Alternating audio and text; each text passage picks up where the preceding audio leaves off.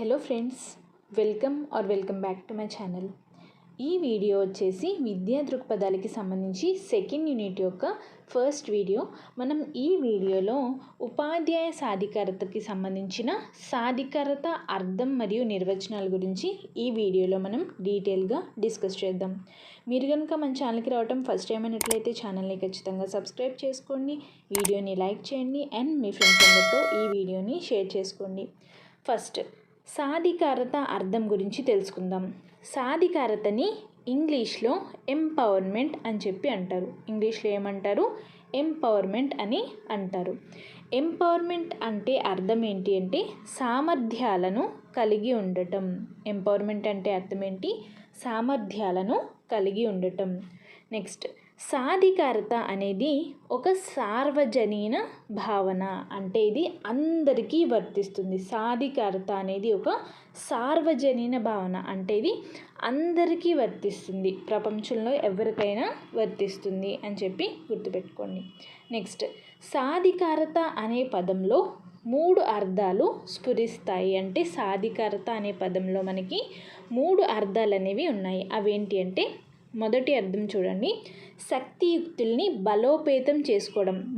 మనకున్న శక్తియుక్తుల్ని మనం బలోపేతం చేసుకోవటం, అలాగే మనకున్న సామర్థ్యాలను మెరుగుపరుచుకోవటం, అలాగే మనల్ని మనం సమర్థులుగా తీర్చిదిద్దుకోవటం. ఓకేనా? సాధికారత అనే పదంలో 3 అర్థాలు ఉన్నాయి. అవేంటి అంటే శక్తియుక్తుల్ని బలోపేతం చేసుకోవడం, సామర్థ్యాలను మెరుగుపరచడం, అలాగే సమర్థులను చేయటం. ఓకేనా? ఇక్కడ వరకు క్లియర్ కదా? నెక్స్ట్ చూడండి, ఉపాధ్యాయ సాధికారత అనేది ఉపాధ్యాయుల వృత్తిపైన ఉపాధ్యాయులకు వృత్తిపరమైన అభివృద్ధికి తోడ్పడుతుంది. ఉపాధ్యాయుల సాధికారత ఏదైతే ఉంటుందో ఉపాధ్యాయులకి వృత్తిపరమైన అభివృద్ధికి తోడ్పడుతుంది. ఓకేనా? ఈ సాధికారత అంటే ఏంటి అంటే, పాఠశాలలో పాఠ్య సహపాఠ్య కార్యక్రమాల్లో లక్ష్యాలు నిర్ణయించుకోవడంలో, బోధన చేయడంలో, మూల్యాంకనం చేయడంలో ఉపాధ్యాయులు స్వేచ్ఛగా పాల్గొనే హక్కు, వృత్తి నైపుణ్యం చూపే హక్కే ఈ సాధికారత అని చెప్పి మనం చెప్పుకోవచ్చు. ఒకసారి చూద్దాం రండి, స్పీడ్గా చూద్దాం. ఫస్ట్, సాధికారత అంటే అర్థం ఏంటి అంటే, మనకి ఇంగ్లీష్లో ఎంపవర్మెంట్ అంటాం.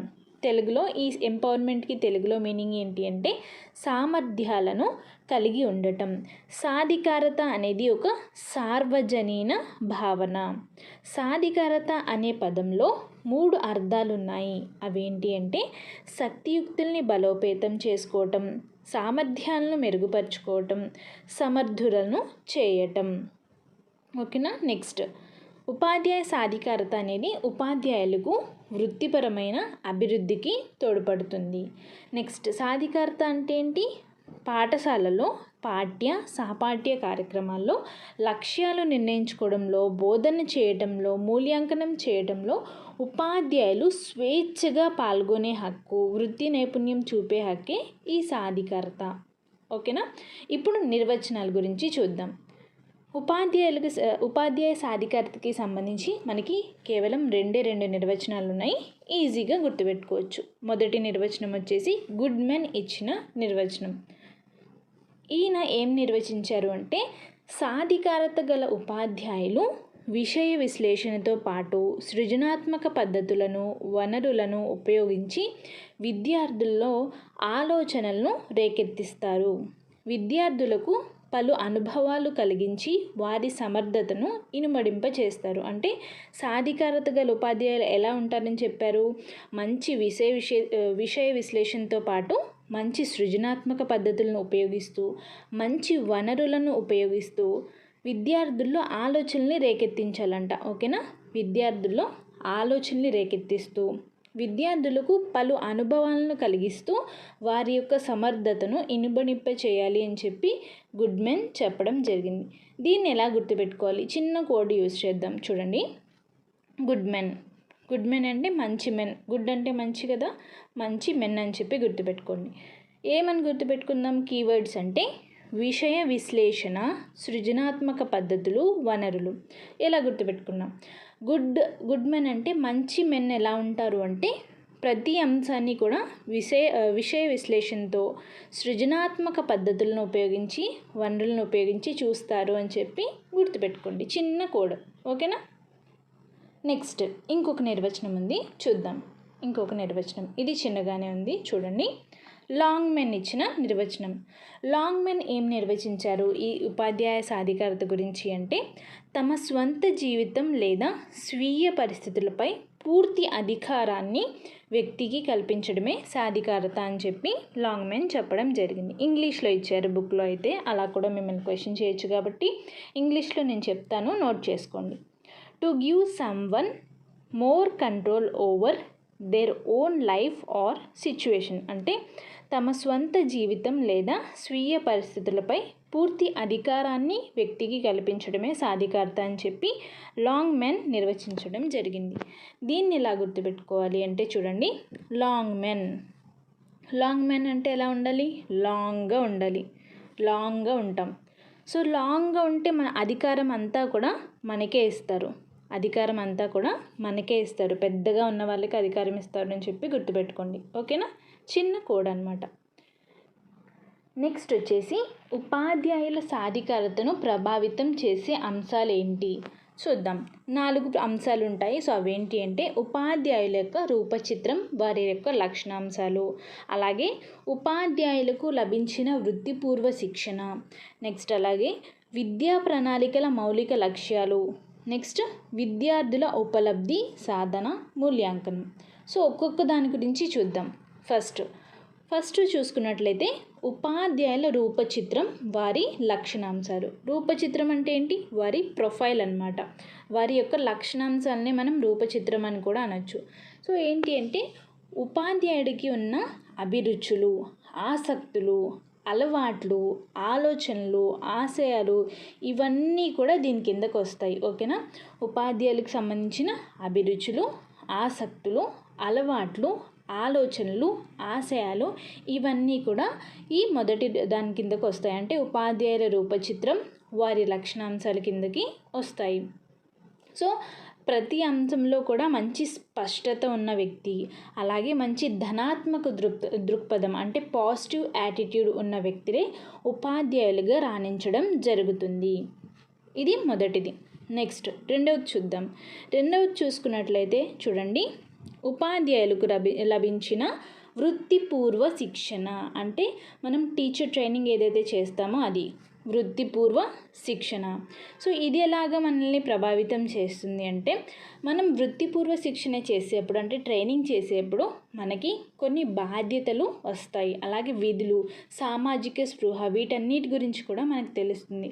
అలాగే మనం వృత్తిపూర్వ శిక్షణ అంటే ట్రైనింగ్ చేసేప్పుడు ఏ బోధనా పద్ధతులను ఉపయోగించాలి, ఎటువంటి వ్యూహాలను ఉపయోగించాలి, విద్యార్థుల యొక్క నేపథ్యం ఎలా ఉంటుంది, అలాగే మన యొక్క శక్తియుక్తులు, విద్యార్థుల యొక్క శక్తియుక్తులు, విద్యార్థుల యొక్క అభిరుచులు ఎలా ఉంటాయి, విద్యార్థుల ఆసక్తులు ఎలా ఉంటాయి, వీటన్నిటి గురించి కూడా మనం వృత్తిపూర్వ శిక్షణలో తెలుసుకోవటం జరుగుతుంది.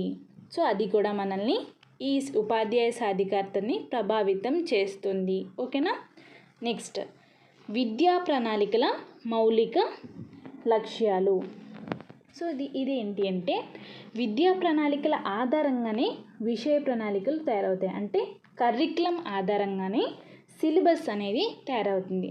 ఆ విషయ ప్రణాళికల ఆధారంగానే మనకి పాఠ్య పుస్తకాలని సిద్ధం చేస్తారు. అంటే సిలబస్ ఆధారంగానే బుక్స్ అనేవి తయారవుతాయి.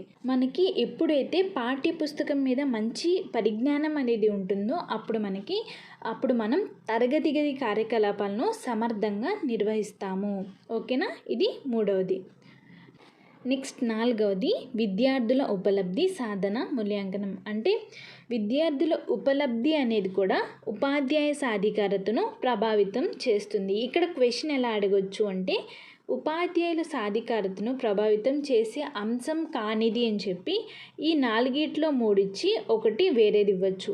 లేదు అంటే ఉపాధ్యాయుల సాధికారతను ప్రభావితం చేసే అంశం ఏది అని చెప్పి ఈ 4 ఒకటి ఇచ్చి బయటవి ఇంకో 3 ఇవ్వచ్చు. సో ఈ 4 కూడా మీకు తెలియాలి. అవి ఏంటి అంటే ఉపాధ్యాయుల రూపచిత్రం, వారి లక్షణాంశాలు, ఉపాధ్యాయులకు లభించిన వృత్తిపూర్వ శిక్షణ, విద్యా ప్రణాళికల మౌలిక లక్ష్యాలు, విద్యార్థుల ఉపలబ్ధి, మూల్యాంకనం. ఇవి మీకు తెలియాలి, గుర్తుపెట్టుకోండి. నెక్స్ట్ ఉపాధ్యాయుల సాధికారత స్థాయిల గురించి చూద్దాం. ఈ స్థాయిలు అనేవి 2 స్థాయిలుగా ఉంటాయి. ఉపాధ్యాయ స్థాయి, పాఠశాల స్థాయి. ఈ ఉపాధ్యాయ స్థాయి కిందకి ఏమేమి వస్తాయి అంటే సాధికారతకి సంబంధించిన, నిర్వహణకు సంబంధించినది, అంటే ఉపాధ్యాయుడికి సంబంధించిన ప్రతి అంశం కూడా ఉపాధ్యాయ స్థాయి కిందకి వస్తాయి. అంటే ఉపాధ్యాయుడి యొక్క ప్రతిభా పాటవాలు, ఉపాధ్యాయుడి యొక్క బోధనా నైపుణ్యాలు, ఉపాధ్యాయుడి యొక్క బోధనా విషయం, బోధనా వ్యూహం, ఉపాధ్యాయుని యొక్క అభిరుచులు, ఆలోచనలు, ఇవన్నీ అంటే ఉపాధ్యాయుడికి సంబంధించి అన్నీ కూడా ఈ ఉపాధ్యాయ స్థాయి కిందకి వస్తాయి. మరి పాఠశాల స్థాయి కిందకి ఏమేమి వస్తాయి అంటే మనం స్కూల్కి వెళ్తాం కదా, ఆ పాఠశాలలో సంబంధించిన సహ ఉపాధ్యాయులు ఎలా ఉన్నారు, ఎలా కోఆపరేట్ చేస్తున్నారు, ప్రధానోపాధ్యాయులు ఎలా కోఆపరేట్ చేస్తున్నారు, వారికి ఉన్న నాయకత్వ లక్షణాలు ఎలా ఉన్నాయి, పాఠశాలలో ఉపాధ్యాయ సమావేశాలు అవుతున్నాయా లేదా, అలాగే సెమినార్లు అవుతున్నాయా, సింపోజియంలు అవుతున్నాయా, అంటే పాఠశాలకు సంబంధించిన ప్రతి అంశం కూడా ఈ పాఠశాల స్థాయి కిందకి వస్తుంది. గుర్తుపెట్టుకోండి, ఉపాధ్యాయుడికి సంబంధించి అన్నీ కూడా ఈ ఉపాధ్యాయుల స్థాయి కిందకి వస్తాయి. పాఠశాలకు సంబంధించిన అన్ని అంశాలు ఈ పాఠశాల స్థాయి కిందకి వస్తాయి. ఇవి మనకి ఉపాధ్యాయ సాధికారత స్థాయిలు. ఓకేనా? ఇవన్నీ కూడా ఫస్ట్ లెసన్ అనమాట మనకి. ఈ పీడిఎఫ్ మీకు కావాలి అనుకుంటే ఈ పీడిఎఫ్ అనేది మన యొక్క టెలిగ్రామ్ గ్రూప్లో పోస్ట్ చేస్తాను. మన యొక్క టెలిగ్రామ్ గ్రూప్లో మీరు జాయిన్ అవ్వాలి అనుకుంటే మన టెలిగ్రామ్ గ్రూప్ యొక్క లింక్ అనేది కింద డిస్క్రిప్షన్ బాక్స్లో ఇస్తాను. ఒకసారి చెక్ చేసి జాయిన్ అవ్వండి. ఈ వీడియో కనుక మీకు నచ్చినట్లయితే తప్పకుండా మన ఛానల్ని సబ్స్క్రైబ్ చేసుకోండి, వీడియోని లైక్ చేయండి అండ్ మీ ఫ్రెండ్స్ అందరితో ఈ వీడియోని షేర్ చేసుకోండి. Thank you so much for watching this video.